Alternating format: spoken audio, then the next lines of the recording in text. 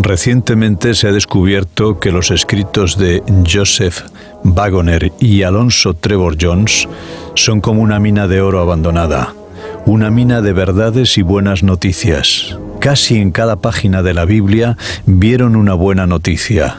De todo esto resulta algo conmovedor que hace vibrar el corazón para siempre. Es fácil ser salvo y difícil estar perdido si comprendemos hasta qué punto la buena noticia es buena. Es con inmenso placer que presentamos estos deliciosos bocados cotidianos de buenas noticias. Pueda producir a todos vosotros tanto placer oírlas como a nosotros reunirlas y llevarlas a vuestros oídos. Es fácil vivir cuando se está muerto.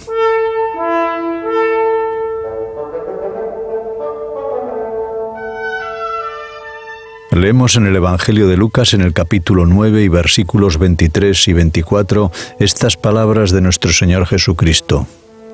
Y decía a todos: si alguno quiere venir en pos de mí, niéguese a sí mismo, tome su cruz cada día y sígame. Todo el que quiere salvar su vida la perderá, y todo el que pierda su vida por causa de mí, éste la salvará. Los hombres frecuentemente se lanzan en expediciones peligrosas. Algunos por conquistar un enclave, otros por un territorio, y llegados al lugar queman los barcos sobre los que navegaron a fin de que les sea imposible la retirada. Este fue el caso de Hernán Cortés cuando llegó a América. Veamos.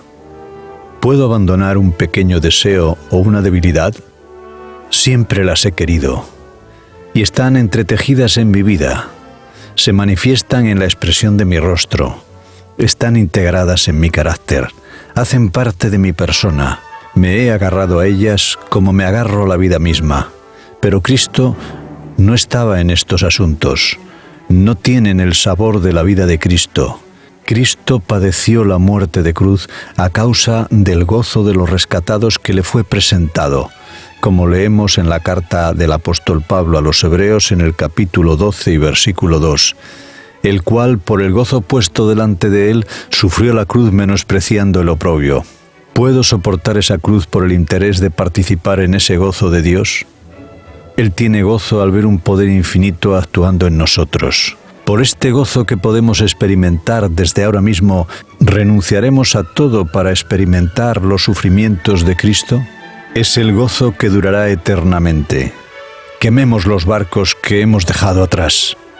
Alguno podrá decir: ya he abandonado esas cosas, pero he vuelto a caer.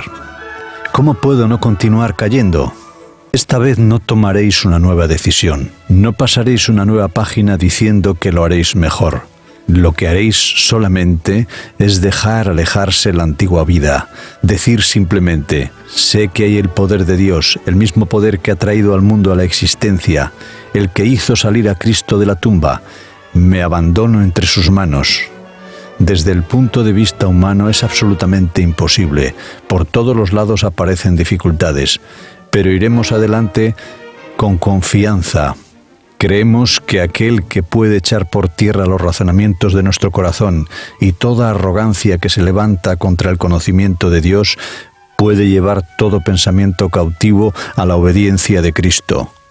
El apóstol Pablo en su segunda carta a los Corintios en el capítulo 10 y versículo 5 escribió: derribando argumentos y toda altivez que se levanta contra el conocimiento de Dios, y lleva cautivo todo pensamiento a la obediencia de Cristo.